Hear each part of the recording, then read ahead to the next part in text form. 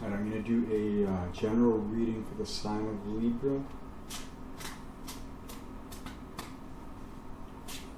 I'm also going to do an astrological analysis of this Leo New Moon for the sign of Libra, both general. But find anything that resonates, feel into it, go with it.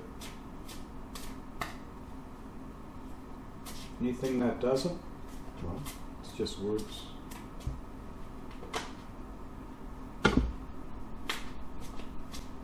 Nice. So,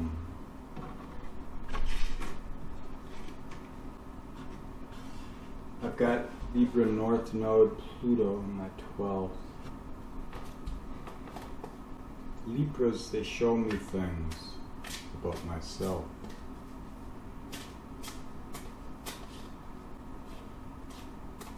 Now, North Node's in Aries, South Node in Libra. So I'm shuffling here. Doing old things in new ways. Or simply forget who you think you are and become who you might be.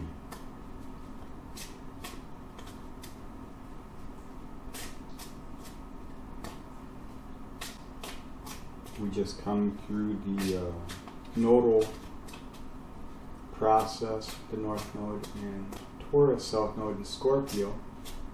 Venus ruled the North Node, Mars, South Node, Mars, Pluto, I should say. But now, South Node is Venus, North Node is Mars.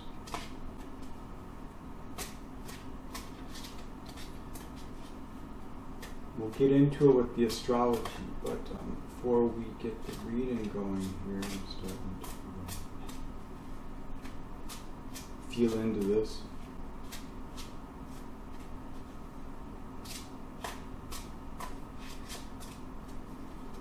How have you compromised yourself in order to compromise with others?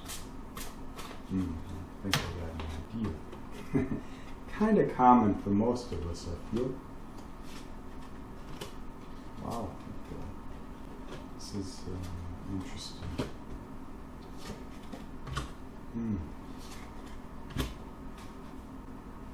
Bottom of the deck, 10 of Wands. So I'm doing a 9-card spread. Middle, the cut, 5 of Wands here. I'm doing a 9-card spread. I'm taking the bottom in this middle cut. Very good reading. And let's just break it down one card at a time. I'm using Liz Greene's Mythic Tarot, the original. None of that fake stuff. We start off with this Empress, and I don't read these in terms of timelines, I just read them in terms of energy. If it fits for you, find out how, feel into it. Absolution is where contradiction is born.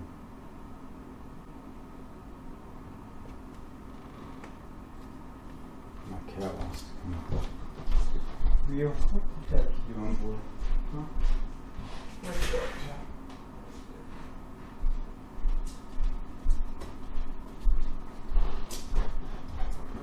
So we got the Empress here. She's looking quite fertile. She looks like she might have a new life within her. Maybe there's some creative flow coming up from the depths, from the emotional realms. Her crown looks like a kingdom, and really that's what it is, We seek to create in this world the kingdom of heaven that we are cultivating within ourselves. Next card we got is 6 of Cups. So this could be a past life lover, soulmate, or it could be the purity of the emotions, of the nostalgia, of the experiences in life. The younger you go back, the further you go back, the younger you were, the more pure the emotions. But part of that purity is the ignorance, because we keep it down through all the things we learn and all the layers of programming that hooks into our egoic expressions in this world. Now she's holding that cup. There's 5 cups on the rock. She's holding the ace right there in her hands, and she's also got this flowers. I could get that thing to focus. Fancy flowers in her right hand.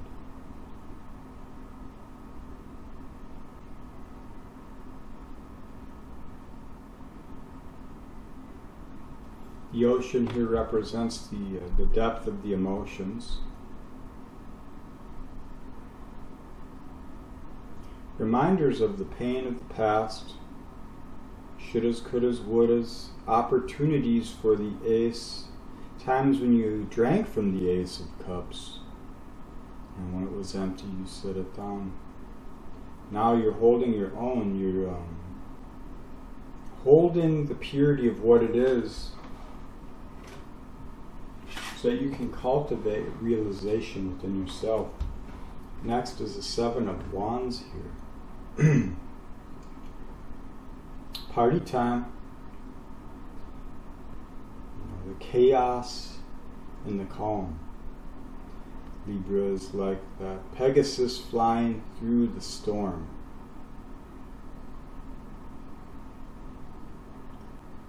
So other people, we've got 4 against 2 here, it appears.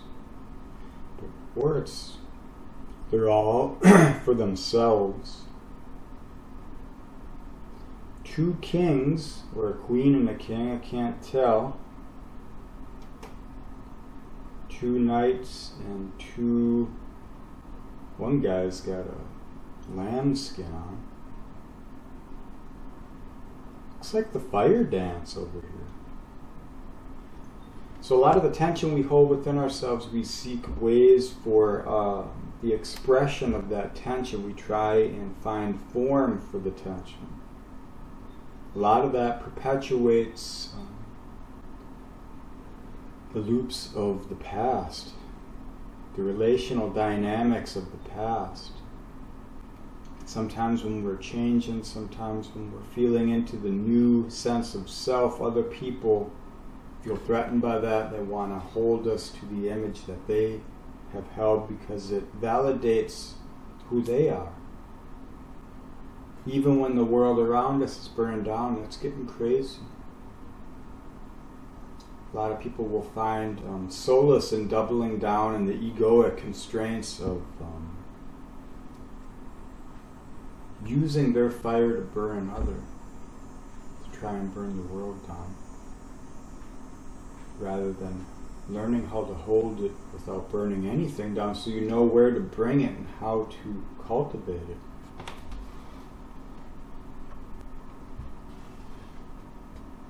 It's all experience.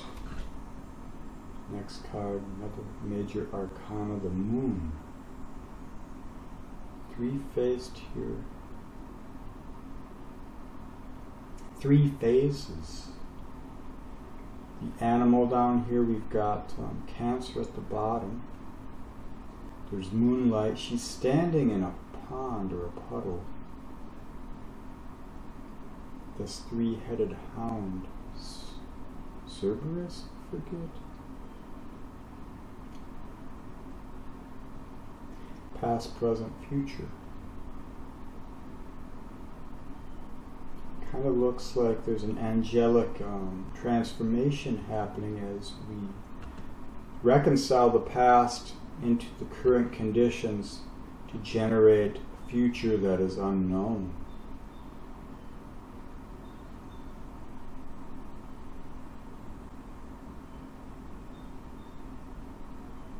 Understanding that all experience is part of process. And it's the recognition of this moment which gives it meaning, gives it life. And that's how we find the alchemical wedding. That's how we come to terms with ourselves, the lovers here. Once you are holding your own cup, once you realize the value of your emotional experiences, and you begin to resonate with that which feeds and nourishes your spirit, then you express that into this world, and there's a reciprocation from others and from the world, which balances out in relation. So you've got justice to the left, you've got a queen here holding the world to your right, and then we've got a shepherd. One hand is the rod, and the other hand is an apple, reminding you of the Empress energy and the fertility of life. When you can find the balance within yourself and bring that forward. And how do we find the balance within ourselves? We need the chaos of the world, chaos of others, in order to help us find it and cultivate it. So maybe someone will be coming into your life that reminds you of that, or is in alignment with what you've already begun to realize for yourself. Next is this Two of Wands here. Holding the passion, realizing that there is so much passion within you, you're looking for a place to put it. You see here he's staring off into the cave and there's a centaur there. That's Chiron. Coming out of the cave of the wounded mind in Aries right now. So, being that this is after the lovers, there's a reconciliation with the wounded aspects of ourself, the repressed aspects of ourself that we are holding. And sometimes the way we find space, we find form for that tension is through other people, through relationships. And what do? They help us to see it within ourselves. And what I do believe is when you begin to find it within yourself, you find it in others. So there's an authentic expression coming here. Now we've got the world, the Alpha, the Omega. Now this card, this is another alchemical wedding, a completion. The masculine and the feminine are combined here. Now you can find that balance within yourself, and you can find it in the world, and ultimately they both lead to the same expression. In this depiction, instead of the four fixed signs, we have the four eternal elements. So it reminds me of Gemini, of the Magician a little bit, of Aries. It reminds me of creativity and potential. The Aurora Boreas.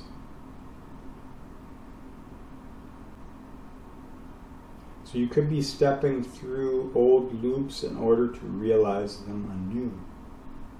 Realize them from this current space you're in. All the experience of the past being realized as knowledge, giving you the opportunity to birth that into this world for the application of life as wisdom. And the realization of the purity of the cup, the Ace of Cups, the purity of the emotions which are deep within us, safeguarded through all the crazy experiences actually.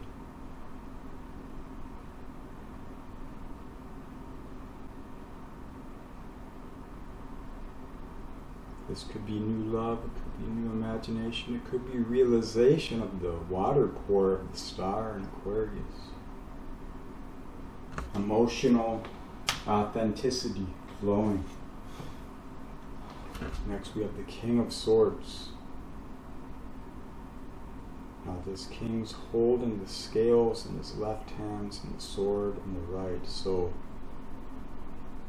the emotions are way off in the distance, the top of those mountain peaks. This king's come through all that, and he forgot about what the emotions represent because he's already processed it. Now he is sitting firmly on terra firma here. His word, his choice, decision is canon. It's a Saturnian expression of the mind. Only the facts. So this could be legal situations, it could be authoritarian situations, it could be you coming into the realization of your own authority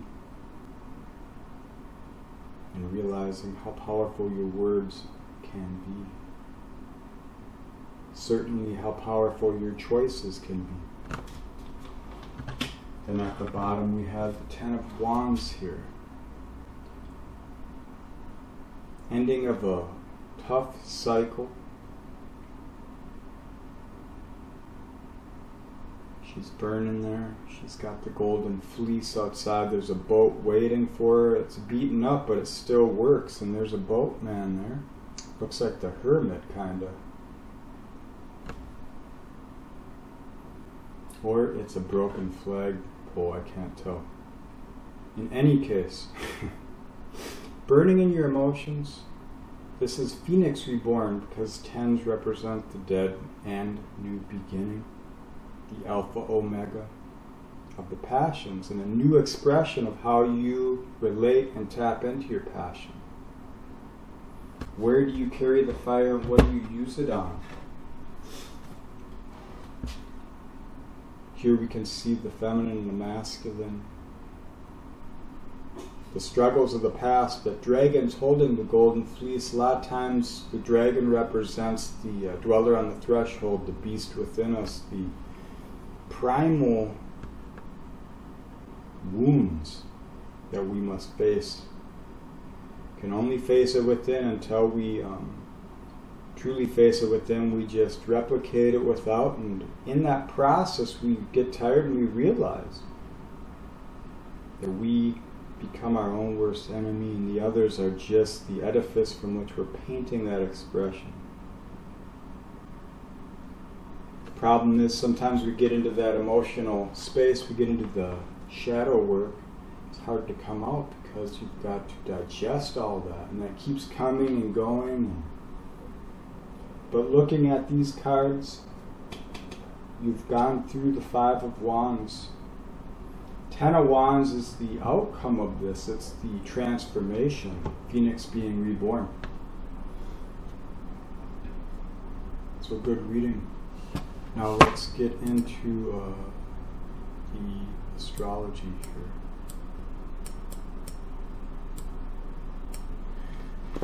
Okay, so now I'm using Western Tropical Astrology. This is whole signs. I'm doing whole signs for these general astrological analysis just because it's easier for me. I haven't figured out how to work with the real technical issue. But if I'm studying in a person's chart, if I'm doing a consultation, I use Porphyry House because it seems the most dynamic from my experience.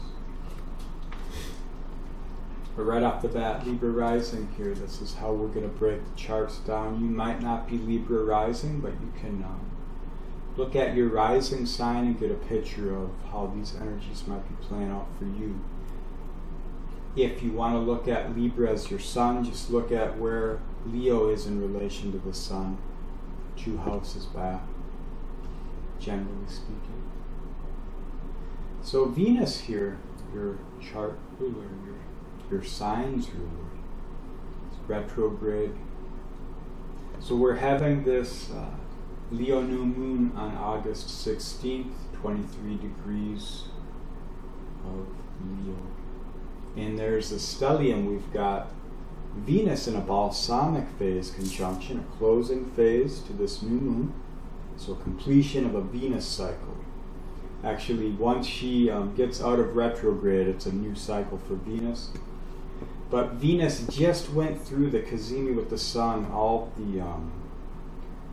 the garments she had been wearing right here, burning off the purity of the self and the expression of true value, and it can only be felt within you. Other people can give you the hints, the clues, the words, the reminders, but it's the cultivation of you and your value. Now, new moons represent a new phase, a new lunar cycle, new emotional understanding through an alignment with egoic constraint, egoic will. We've also got Black Moon Lilith here in a new phase conjunction with this new moon. Black Moon Lilith represents the power of the feminine, and it's the repressed feminine within us, the anima. The things that we have had to put down in order to get through life. Things we have had to hold back because other people couldn't handle it. Things we've held back because we couldn't understand it, we couldn't handle it ourselves. Look at the world, look at the protests, look at all the rebellion energy, look at how the overmind, the structures at the highest levels, play those frequencies, those emotions within us, giving us form for that tension. But when we are coming to recognition within ourselves, bringing the light and dark together, it's the alchemical wedding. It's bringing the two halves together.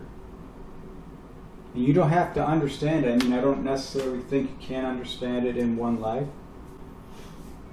Some people can. But you can understand that you're in the process. And in that process, there's a lot of potential and there's a lot of magic. So Black Moon Lilith here, the repression of the self, the repression of the love for the self. It's being reborn, recognized essentially. We are rewilding the child within us right now. Third decan, Leo, the Martian degrees. Chiron here, and the Solarian decan of Aries. The most exalted place for the sun, 16 degrees Aries, the most powerful point for the sun to be. So we are healing the wounded mind, healing the child within. And how do we heal that? Basically, we forget who we think we are, we become who we might be, allowing the purity of what we feel to be true for us to shine through. And it takes time. You don't call it out. Some people might, but it's hard to call it out through the mind. It has to be felt into and allowed the freedom to grow, to rewild into existence. And that's a lot of what this Venus retrograde is about. She will be going direct at 12 degrees Leo on the north node of Neptune in a week or two, on the shadow path. And just after, or just before she goes direct, Mercury here will be going retrograde. But this new moon is trining the north node, so doing you in a new way, and doing relationships, being led by a new you, a new expression of how you want to do old relationships. We just went through the digestion of our place in this world and society, the digestion of our beliefs, the digestion of our experiences, the emotional depths, and now we are given the opportunity to bring that forward into relationship in a new way. So don't be afraid to step out into things, step out into dynamics, relationships with the dreaded self-fulfilling prophecy mindset. Give yourself the credit of experience and allow that experience to inform the mind so you can cultivate wisdom through your actions. And we've got Neptune here. Well, let's get back to the new moon sextiling the south node in Libra in your sign. So it's informing the Venusian energy within us, all of us. And it's utilizing this Jupiterian energy through Aries here. And Jupiter is squaring Venus, and Uranus is also squaring Venus on this new moon. Uranus is the higher expression of Mercury. Essentially, Uranus is the eternal memory, the Akashic field. All injuries, all wounding, and all joy, all healing, all potentials come through Uranus. Uranus, the sky father, the father of Saturn. When society, systems, our own egoic constraints break down, we are reborn through a new Uranian spirit. This is Prometheus. Carrying the fire of the knowledge, it's painful. But that's what we're doing. We're in the Promethean process right now. And we've got this grand Earth trine here with Pluto, Uranus, and Mars. Now, Mercury and Pallas Athena are also in the trine with Uranus and conjunct Mars, essentially. But this grand Earth trine, you see Mars rising here on this chart. So your vitality, your spirit, your passion, your mind, the higher mind of Pallas Athena, the power of the perception is being infused through following the passion which is of service to yourself. And a lot of times we find that not in words, but in the symbologies of the dreams and symbologies of life, and in the symbology that we feel through the emotions of looking at the past, feeling into the experiences. And this is Pluto here in the 4th house. Pluto brings gifts of the eternal ancestors.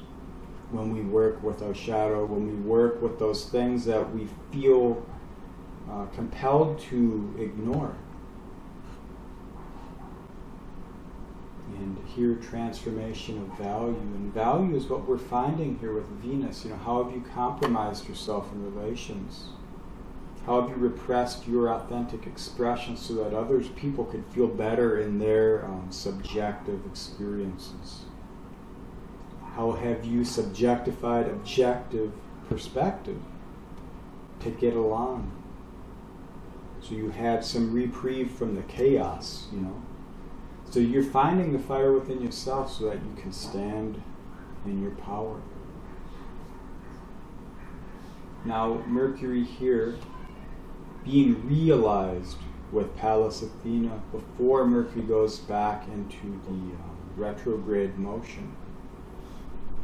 And the Saturnian decan. Mercury will go into the Venusian decan for a time, where Mars is. So Mars is in a subtle mutual reception here with Venus in a roundabout way through healing ourselves. And this is big for the spiritual perspectives, for the language you have no words for. So you may be finding new words, new meanings, new insights through your emotional poles. Just if you're worried about past mistakes, assess information, and then come to the understanding where you can make your mistakes wise. If you need to assess it mentally, just look at maximum gain, minimal loss type of scenarios. So we've got Ceres here in the 1st house as well. So this is the harvest of your perception, of your awareness through your experiences, and how you can share that with others and how you can cultivate it even more in these times. Vesta in the house of God, the analysis of information, all the debris of all the burnt down old beliefs, how do you reconstruct that, save it so that you can embody the Empress here. And you don't need to show it for anyone else. This is for us. And I feel firmly when you are on your path, other people become aware and they want to be on your path. Alright, so this was a general reading, general astrological analysis. If it resonated, I'm glad. If you want a reading, let me know. I do astrological analyses. I may pull out cards to help me understand things, but I'm a highly intuitive person. So generally I pick up on things without the symbology of the card. Alright, thanks for watching, listening, and being.